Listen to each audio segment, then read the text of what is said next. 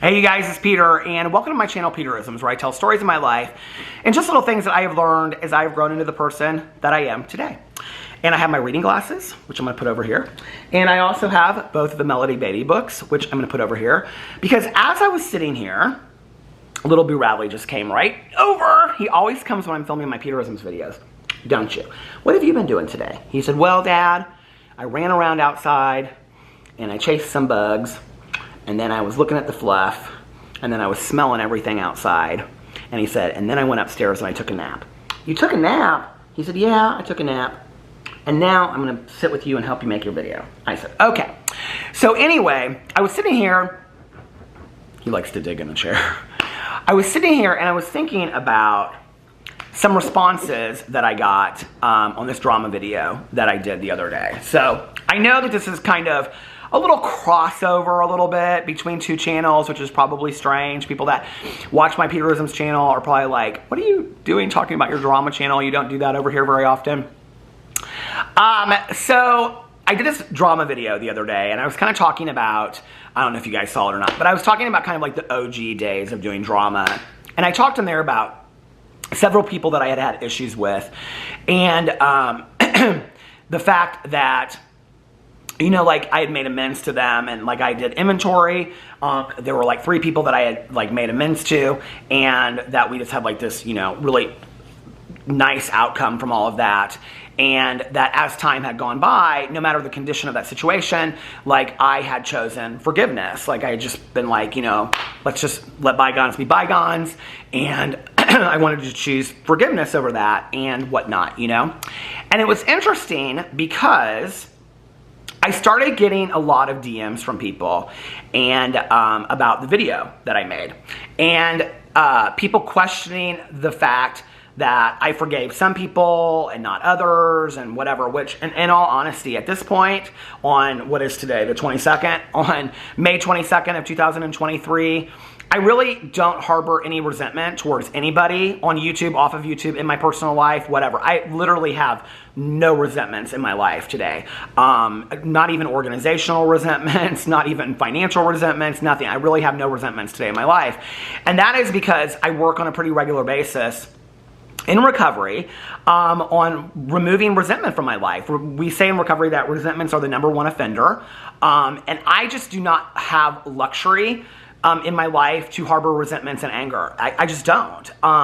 And the last couple years, I've really, really worked hard on removing anger and resentment from my life. And there was a time when I almost kind of led with anger and resentment. Even in recovery, I did, you know? And there became a turning point for me when I didn't want to be that person anymore. I didn't want to have anger and resentment in my life. It was weighing so heavy on me, the emotional roller coaster that I had as a result of it, the emotional weight that I was carrying around.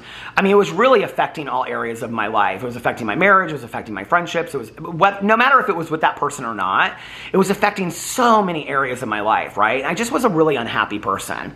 And so I think it was 2 or 3 years ago, I did a pretty in-depth inventory, a 4-step inventory with my sponsor. And we actually did, so the 5th step is when you go over that with your sponsor or another person.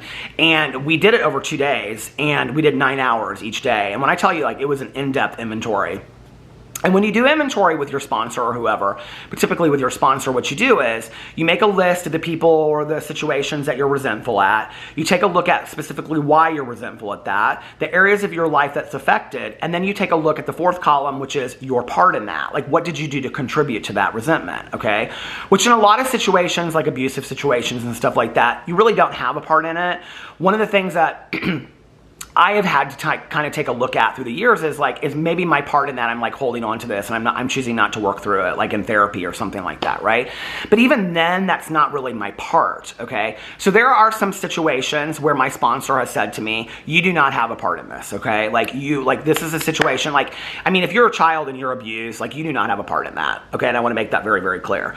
But, you know, as we move into adulthood and a lot of things that we have in a lot of anger and, you know, arguments and, you know, disruption of friendships or relationships and whatever, often we do have a part in that. It might be small, it might be big, but we have a part in that.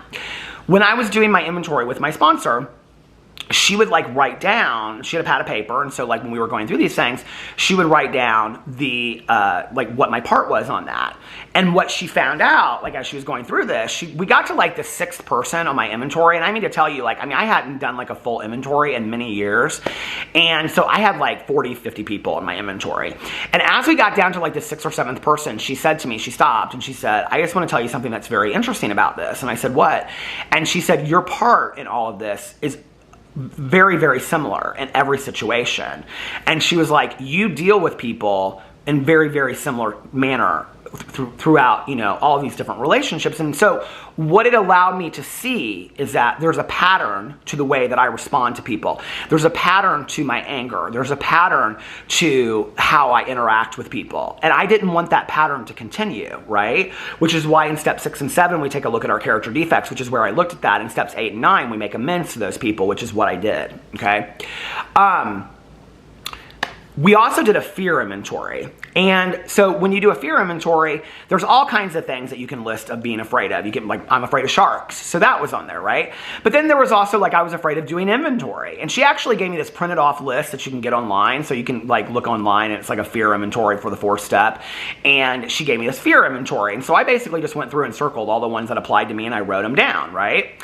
And for each one that we talked about, that's the second part of the inventory that you do. You do your resentments, you do your fear inventory, and then you do your conduct. And when we were doing my fear inventory, she got, again, to like the 6th or 7th thing. And, you know, she would say, like, with each situation, she would say, like, you know, like, okay, how is it that you manage this fear? And typically what I would say is, well, I just kind of push it down. I don't deal with it. Like, I act like it doesn't exist. And by the 6th or 7th one, she said, do you realize, and I didn't even, she said, do you realize that you're telling me almost on every single one of these that you're managing your fear in very similar manner, like in every single one of these, just very similar to how your part in these resentments. And I said, that's really interesting, you know, that like the way that I dealt with things that I was afraid of in my life was just to act like they didn't exist, to act like they were oblivious, right? So when you look at my resentments, where I had a part in all of, you know, my part was very similar to that, in that I responded with anger and rage, and then my way of like dealing with fear was that I just didn't deal with it. That the way that I was dealing with life was that I was either responding with anger or rage, okay, or I was acting like it didn't exist, which is not a healthy way to live whatsoever. We got to the end of my inventory, we started talking about step 6 and 7, and she said, you know, going forward, how do you want to live your life? And I can remember I started just bawling my eyes out. And I said, I want peace and serenity in my life today. Like, I crave having peace and serenity in my life. Like, I do not want to be an angry person anymore. I don't want to be mad. I don't want to be resentful at people, no matter if they've harmed me or not. Like, I want to be able to see the path to forgiveness. And she said, well, that, you know, she's like, let's work on that. Let's do that. And that's what I started to do. And each of these people, where I had to take a look at what my part in with that, I had to take a look at, you know, like all these different things with that. And I did it in therapy as well, because a lot of these situations, she'd say, these are not situations that we can, you know, deal with just in recovery. Like, you need outside help with this, which was therapy. And I would take a lot of these issues to therapy, and I would talk about with my past therapist and my current therapist, you know, these different issues that I had. And, right, B. Radley? And, you know, and what I slowly found was that forgiveness is the path to freedom. And I have this quote. Let me see if I can find it in here. It's in my notes. And it's this quote about forgiveness that Oprah says when she learned what forgiveness was.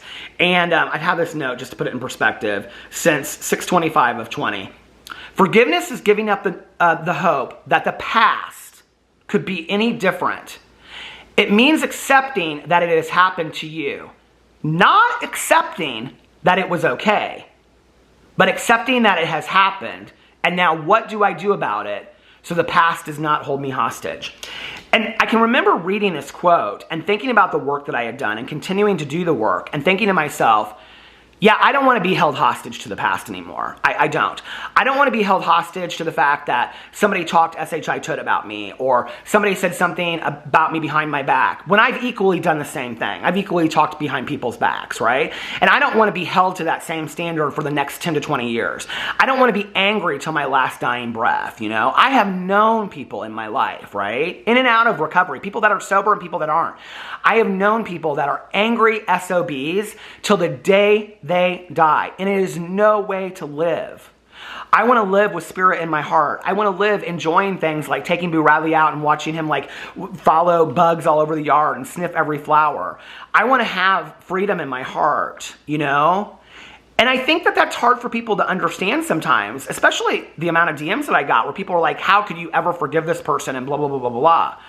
I have forgiven every person that has ever done me harm in my life to this day because I have no other way out. And in all honesty, forgiveness is not for them, forgiveness is for me. Forgiveness is freeing of my soul so that I am not held hostage to them anymore. It doesn't mean that what they did, what they said, or how they behaved was okay at that time. But I can't cry over spilt milk anymore. I can't change it. Just like I hope that somebody does not hold me accountable for something that I did 10 years ago and that I don't have an opportunity to change, you know? I talk a lot in my drama channels about people taking accountability and changing and growing. I want that for everyone. And the reason why I want that for everyone is not just for them to own their crap, but because when you do, the amount of freedom that comes with that, okay? The amount of just being able to breathe and not have to look over your shoulder is just so unbelievable. But the reality is, and I've learned this over the last couple of days, is that there are so many people that would choose for you to stay angry and mad and resentful at the world, at people that did you wrong years ago, than allow you to have forgiveness in your heart. And that makes me sad. It really makes me sad for those people because they don't get it. And they don't get it. And if they don't get it with me in a drama video, then they sure as hell don't get it from themselves in their own life. They can't conceptualize forgiveness. And that's why I love the definition that Oprah has, that forgiveness is not just acting like something didn't happen, okay? It's not excusing it away. It's not condoning it. It's not co-signing it. It's saying, I accept that what happened, happened.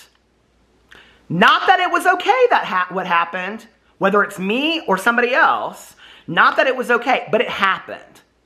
And I can't change that it happened. So what do I do about it now? So I am not held hostage to this event that occurred in my life years, months, whatever ago, to it affect me for the rest of my life. I do not want to allow situations or people to rent space in my head for free. I just don't. And I want the same for you guys. I want you guys to be able to move past the pain in your life, to move through it, and to be able to forgive situations. Some situations in my life have taken me many, many years to forgive. I can tell you there have been situations in my life that have happened to me that I said, and a lot of things I have never talked about in a vlog, I have never talked about in a video that people have no clue about, that happened long before I was ever on YouTube, that happened many, many years ago. I have a lot of childhood trauma. I have a lot of things that have happened that I said, I will never, ever forgive this person. I do not care. I hope they go to their grave. I hope they burn in hell. And I don't feel that way today. I don't. And I don't know what happened to me, you know? I was watching this documentary, and the documentary is fantastic. It's called Village of the Damned, and it's about this city in New York called Dryden, New York. And that from the course of like 1989 to 1999, they had all these tragic murders that occurred. And so people started thinking that the town was cursed. And the very first story that they cover is this family of four, this husband and wife and their two kids, a son and daughter, that are murdered, right? And the sister of the wife is interviewed throughout this first episode. The very end of the series, they have her sitting on her front porch, and she said that she is like gone to church, and there was a period where she talks about that when they were like doing the funeral, like the guy that was doing the funeral service, the minister or the priest or whatever, was talking about prayer and God, and she's like, I didn't even believe in prayer or God anymore because why would any God like do this to somebody? And she went to church and she was saying something about, and listen, I'm not somebody that goes to church regularly. That's not my thing, but I respect people that do that. My mom loved church, and that was her thing, and I respected her, and I respect anybody that does that. But I am a very highly spiritual person. And she said something about that somebody said something to her about prayer. And for the first time, like, it hit her that she was like, she had some hope inside of her that things could be different and that she could think in a different manner. And she started crying. And they were like, are you okay? Are you okay? What's going on? And she was like, yes, I'm okay. And she was very happy because for the first time, she could find a way to forgiveness. And at the end of it, she said she forgave the murderer, you know, because she had to live that way. And I think when you get down to it and you realize, I have a choice in my life. I can either harbor bitterness, anger, and resentment for the rest of my life and be this angry person that is mad at the results of what happened for my entire life. Or I can do the work to move through it and not accept that what happened was okay. We don't ever have to do that and say that that was okay what happened. But to do some kind of work on forgiveness. And I know that people are going to say on this video, like, Peter, I get what you're saying, but like, hey, I can't forgive people that have done things in my life. But don't rule it out. Don't rule it out. Maybe someday, like I said, there were things that happened to me in my life that I said I would never forgive those people. And like I said at the beginning of this video, I have no resentment in my heart today. None. I don't want to. I don't want to be an angry person today, you know? And that doesn't mean that I accept the things that happened that they were okay. Because they weren't. You know? Just like many of the things that I've done in my life weren't okay. But I want to move past that. I want to be happy, joyous, and free.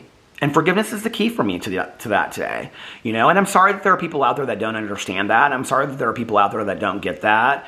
And it didn't come easy, and it was a lot of work that I had to do, and it was a lot of work at taking a look at myself and what my part is in these was in these situations, and also taking a look at, like, how do you accept that something happened, you know, and not that it was okay, but that it happened in your life. And I had to take a look at all of that, and I had to just get real with myself and say, well, this is what it is.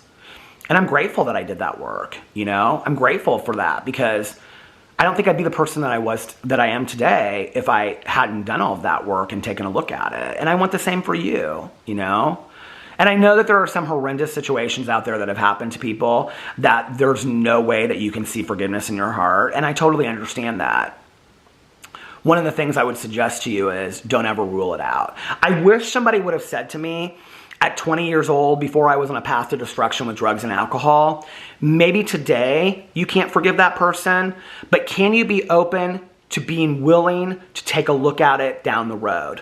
Because I think I would have been able to say, you're right, today, I wish nothing on, I don't want anything to do with this person, I wish them harm, I don't like them, whatever.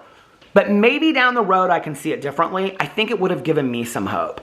And I think maybe I wouldn't have had to hurt myself as much as I did. Because I was really the one that paid the price in the end, you know? And I'm just grateful that today I can sit here and say, in all sincerity, there's no resentment in my heart. There's no anger, you know? So anyway, let me know what you think about all that in the comment section below. I love you guys, and I'll see you tomorrow. Bye.